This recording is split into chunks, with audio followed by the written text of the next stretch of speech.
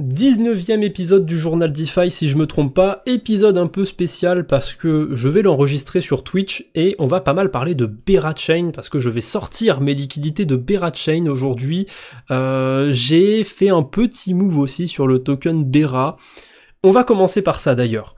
Il faut que je sorte mon tableur. Il y a des choses qui ont bougé sur mon portefeuille depuis la dernière fois. Déjà, je suis un gros flemmard et la nouvelle stratégie que j'avais faite sur Berachain avec mon Ether, je l'ai pas mise à jour sur le tableur. C'est pas très grave.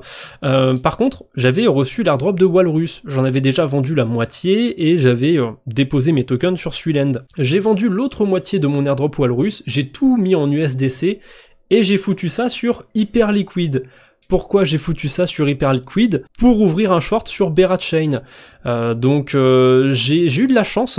Il y a eu un pump de Berachain. Je me souviens même plus pourquoi ça avait pump à ce moment-là. Ah oui, c'était l'annonce de Trump comme quoi il y avait une pause de 90 jours sur les taxes douanières et du coup ça a fait s'apprécier les marchés et j'avais mis des ordres en fait pour shorter Berachain et il y a 2 ordres qui sont passés. Bon, il est pas monté jusqu'à $6 malheureusement, pas sur Hyperliquid, c'est dommage.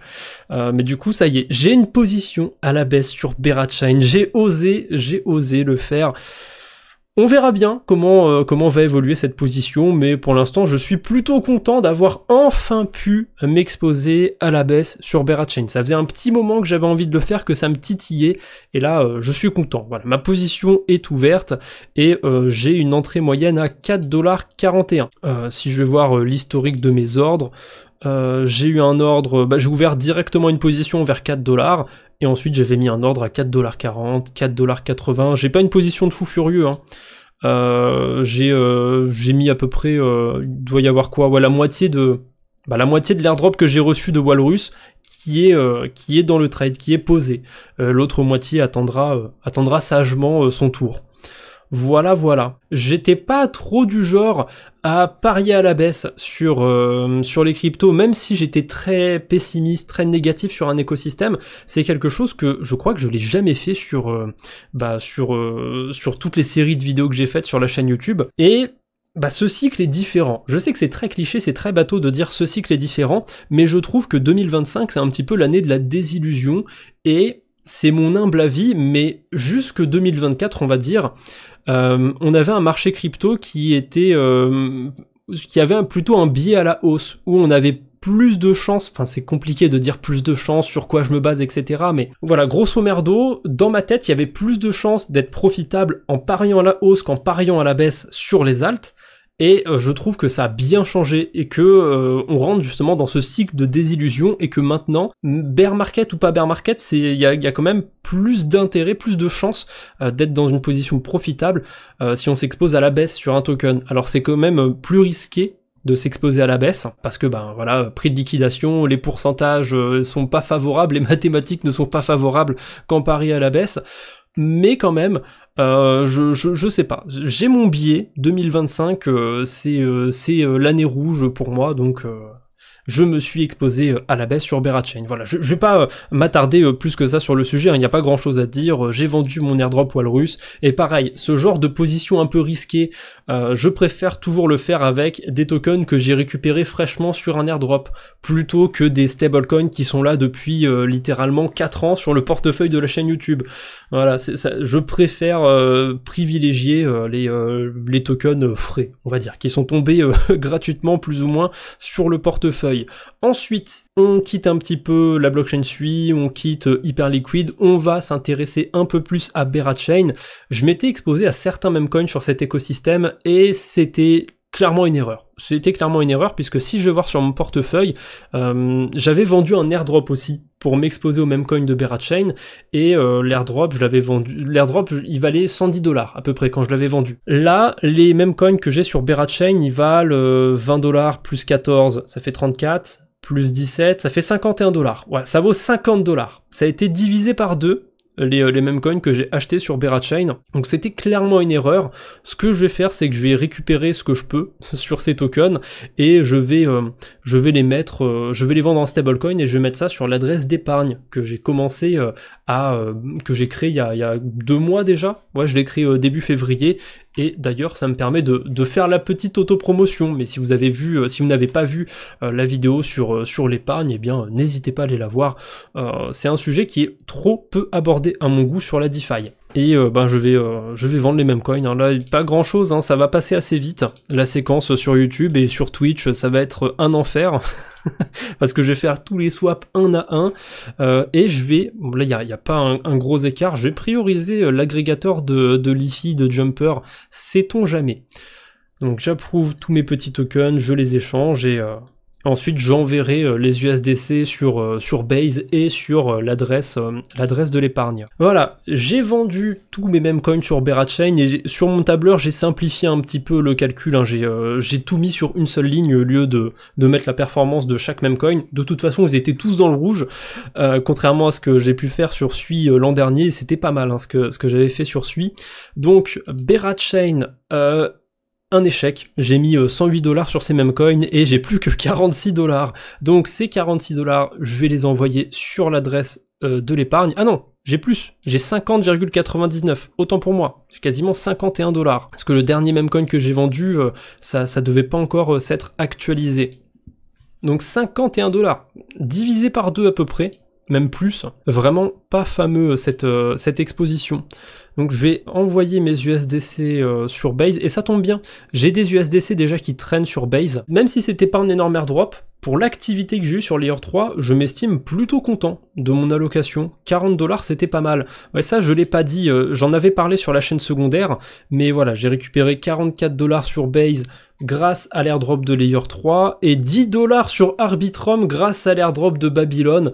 Ça rigole pas, ah c'était quelque chose. Donc je vais mutualiser tous ces stablecoins et je vais envoyer tout ça sur l'adresse d'épargne. Ouais, finalement, je vais me retrouver avec 100 $ sur l'adresse d'épargne au lieu de 50 $. Bon, c'est pas mal. Franchement, c'est un bon objectif, hein, essayer d'épargner 100 $ par mois. C'est pas impossible, je vais peut-être pas le faire tous les mois sur cette année, mais pour l'instant c'est faisable. Hein. Avec les airdrops qui sont tombés et compagnie, ça peut marcher. Bon, par contre, Jumper, c'est quand tu veux. Bon, Jumper, décidément, n'a pas envie de charger, donc c'est pas grave. Je vais utiliser un autre agrégateur pour essayer d'envoyer mes USDC de Berachain enfin si c'est possible, de Berachain à Base. Ok, ça a l'air d'être faisable. 4 centimes de frais, c'est ok. Il veut pas envoyer ma transaction à ma Ledger. C'est très technique et je vous ai pas montré ce qui s'est passé sur la Ledger, mais en gros, sur certains bridges, je sais pas pourquoi, il y a un paramètre sur l'application Ethereum de la Ledger, si on le désactive, il est désactivé 99% du temps, parce que en général on n'en a pas besoin, ça va juste rajouter des vérifications pour rien, mais de temps en temps sur certains bridges, ça bug quand on le désactive ce truc, et c'est hyper chiant, mais c'est vraiment sur des bridges, c'est des cas très isolés, hein. Ça m'est arrivé peut-être depuis 2021, j'ai dû farmer sur des centaines de protocoles, si c'est pas 1000 protocoles peut-être, ça m'est arrivé sur 3-4 bridges seulement. Et que des bridges d'ailleurs, je saurais pas dire pourquoi. Ensuite, j'envoie mes USDC d'Arbitrum à Base, et tant qu'à faire, j'utilise jamais Relais. C'est peut-être pas le bridge le plus performant, mais bon, là, je vais payer même pas 1 centime de frais pour passer d'Arbitrum à Base, ça vaut le coup. Il est quand même souvent performant, Relay. C'est peut-être pas le meilleur à chaque fois, mais il donne souvent un retour qui est plus que convenable hein, en termes de frais. Et du coup, j'ai quasiment jamais utilisé Relay directement, donc j'utilise toujours via Jumper. Et il y a certains protocoles, si on veut les farmer, vaut mieux utiliser directement l'interface du protocole. Donc, si jamais sur Jumper, vous voyez que le meilleur chemin c'est Relais, passez directement sur l'application Relais. Ça peut peut-être faire la différence sur un airdrop. Hein, sur un malentendu, on sait jamais. Après, ça reste de l'agrégation, ça reste des protocoles voilà, qui font de l'agrégation. C'est pas non plus les meilleurs airdrops à attendre. Mais Relais, ça fonctionne très bien. Je vous conseille de le mettre aussi dans vos favoris à côté de Jumper. Parce que pour aller sur certains écosystèmes, pour faire certains swaps, ça marche très bien. Et ça va pas marcher sur Jumper. Bref. Donc j'ai mes USDC sur Base maintenant. Je vais les envoyer à mon autre adresse, à mon adresse d'épargne. Et je sais pas encore ce que je vais en foutre. D'ailleurs, je crois que j'ai beaucoup d'USDC sur Base. C'est peut-être pas une bonne idée de les envoyer sur Base. J'aurais peut-être dû essayer de me diversifier diversifier sur Arbitrum, sur Optimism ou quoi. D'ailleurs, l'épargne, je vais revenir dessus à la fin, parce que j'ai la flemme de débrancher ma Ledger pour brancher mon autre portefeuille, pour rebrancher ma Ledger ensuite. Donc le portefeuille d'épargne, on reviendra dessus à la fin. Avant ça, il faut que je change de stratégie sur mon Ether. J'en ai déposé sur Berachain, sur Infrared, voilà, pour farmer la pool ETH, Bera ETH. J'espère que je me suis pas tapé d'impermanent loss. Je pense pas, honnêtement, mais j'espère quand même que je m'en suis pas tapé. Donc comment on unstake déjà sur Infrared? C'est chiant. Ok, fallait cliquer sur le nom de la paire. Et là, je peux unstaker mes tokens. Mais c'est pas fini. Là, c'est que le début de l'aventure. Donc là, j'unstake. Je récupère mes tokens de pool de liquidité, mais il faut que j'aille sur la pool de liquidité pour récupérer mes tokens. Sauf qu'avant d'aller sur la pool de liquidité aussi, je dois pas oublier de récupérer mes récompenses en IBGT, et je dois pas oublier non plus d'aller les vendre. Toute une série d'étapes complexes, hein. Maintenant, je vais les échanger tant qu'à faire en Ether, vu que j'ai farmé avec de l'Ether, et ben je vais dumper mes tokens pour de l'Ether. J'aurais pu le faire pour du BTC, pour des stablecoins, pour des tokens Bera, que sais-je, ça me regarde. IBGT, c'est ça. ETH, enfin WETH, tac. Donc j'approuve mes tokens et je les échange sur KyberSwap. Bon, j'ai pas farmé une quantité d'Ether faramineuse, hein, sur, ça doit faire quoi, 2 semaines peut-être, 5 $ à peu près, même pas 4 $ et des poussières d'Ether. C'est toujours ça de prix, hein, on va pas se plaindre. Et sur la pool de liquidité maintenant, elle est où la pool de liquidité? Elle est là, c'est celle-ci.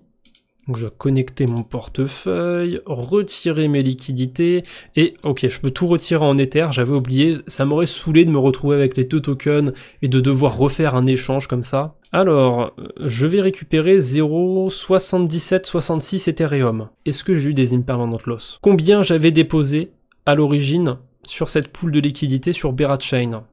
Bonne question. J'avais déposé 0,7764 Ether. Donc, j'ai eu un tout petit peu de gain aussi grâce à la pool de liquidité. Les petites fractions d'Ether, on les prend. De toute façon, c'est ce que je vais reperdre dans mes frais pour sortir mes Ethers de Berachain. Alors, j'ai envie d'envoyer mon Ether de Berachain à Sonium.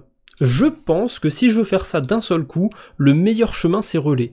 Mais je suis pas sûr à 100% que ça va bien marcher. Ok, en termes de frais, c'est pas beaucoup, mais je peux peut-être trouver un peu mieux. A few minutes later. Je vais passer sur Relais, hein. Je vais pas me faire chier, c'est bon. Allez, voilà. De toute façon, c'est un protocole que j'ai envie de farmer. Oh merde, j'ai retiré le debug contrat. Bon, l'avantage avec Relais, c'est que je peux aller d'une blockchain exotique à une autre blockchain exotique, ça prend pas trop de frais, et c'est rapide. Et ça, c'est super cool, ça prend que quelques secondes, parfois 1 seconde.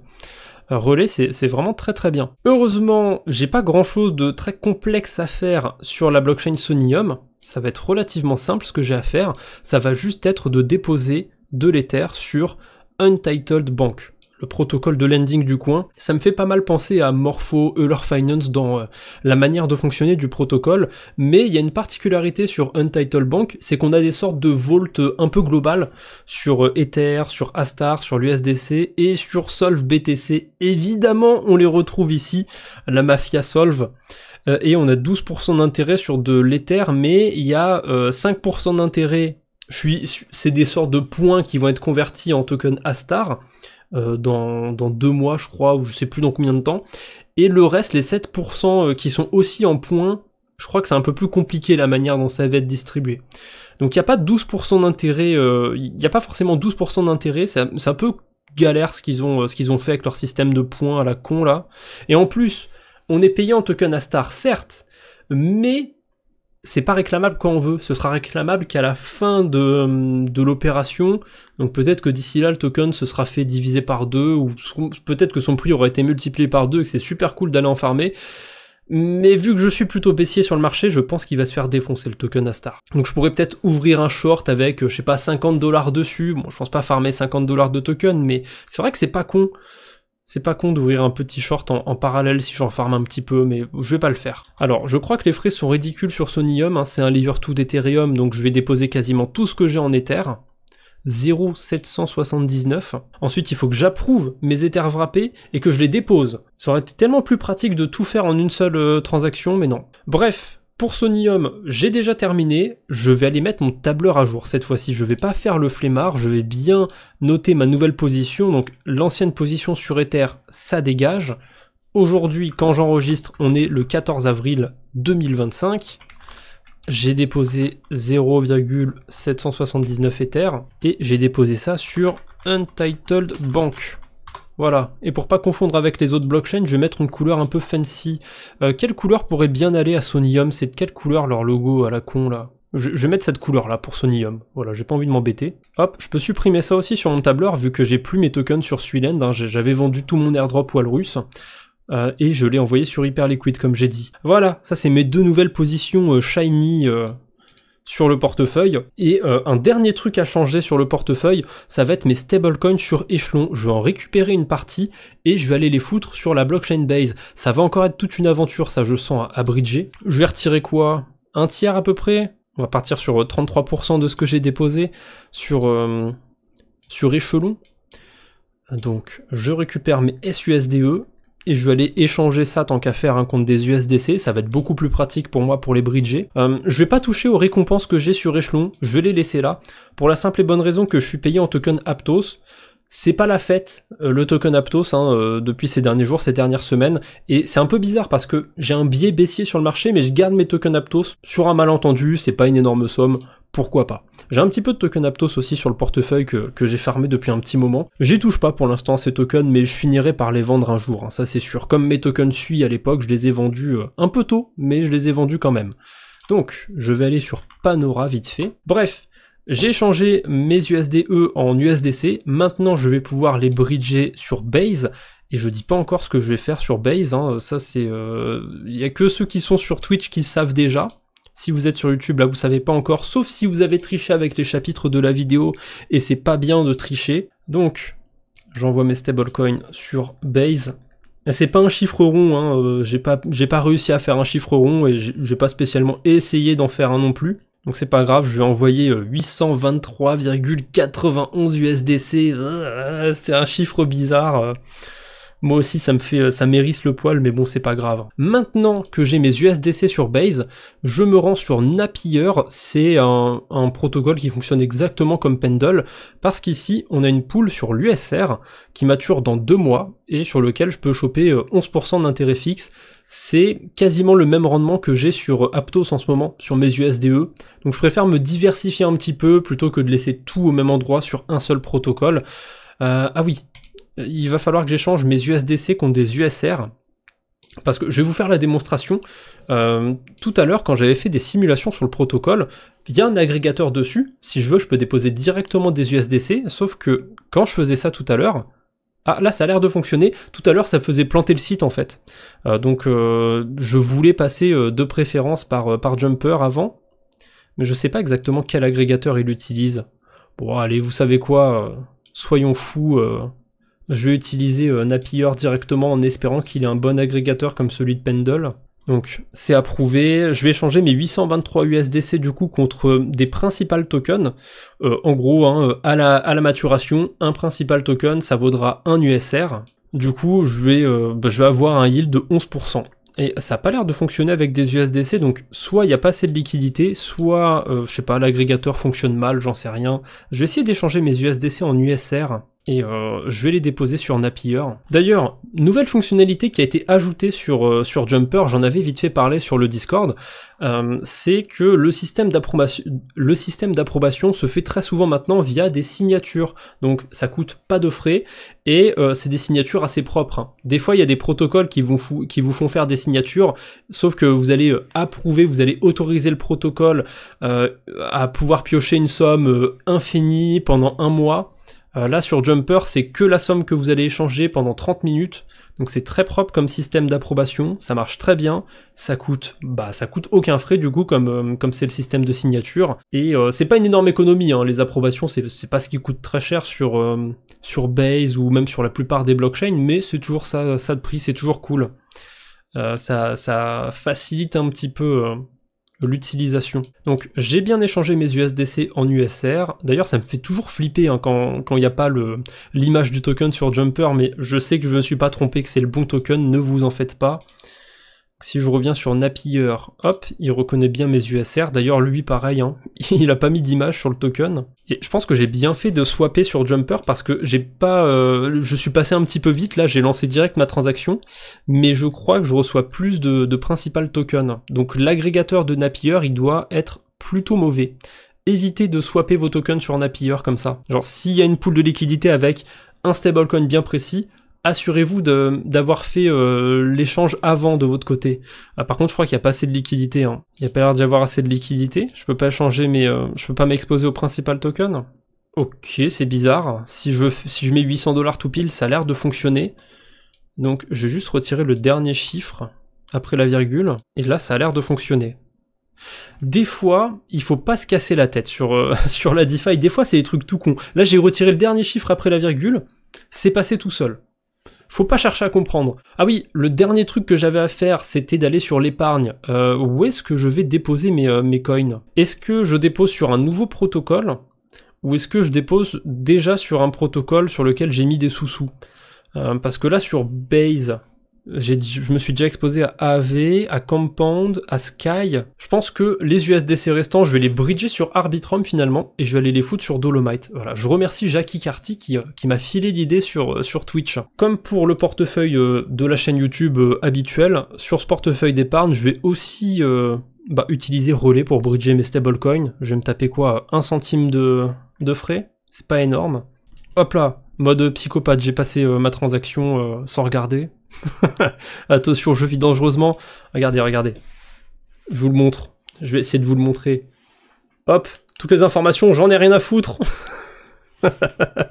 Voilà, j'ai validé ma transaction, tout va bien. C'est pas un faux site Dolomite, mes USDC sont bien déposés. C'est bon, je me suis pas fait scam. Ne vous en faites pas. Voilà, j'ai déposé mes stablecoins sur Dolomite, ça me monte mon épargne à 850 $. Je l'ai commencé avec 500 $ et j'ai réussi à mettre 100 $ un petit peu par-ci par-là au fil des mois. Donc je vais essayer de tenir ça sur toute l'année 2025, essayer de foutre 100 $ par mois sur cette épargne, parce que c'est bien de mettre un petit peu d'argent dessus et de laisser ça faire des intérêts, mais c'est encore mieux si on arrive à faire comme une épargne traditionnelle, à mettre un petit peu tous les mois dessus, et voir les intérêts se composer au fil du temps. Bon, les 2 premiers mois, c'était pas fameux, mais j'en avais parlé dans ma vidéo sur l'épargne, il faut vraiment attendre des mois, même des années, avant que ça commence à faire un effet boule de neige intéressant. Donc, il faut de la patience avec cette épargne. Mais j'ai tout le temps du monde, pour l'instant, tant que je suis vivant, donc je continuerai de mettre à jour cette épargne. Bref, c'est tout ce que j'avais pour aujourd'hui, merci d'avoir regardé la vidéo, on se retrouve bientôt j'espère, d'ici là portez-vous bien, salut tout le monde.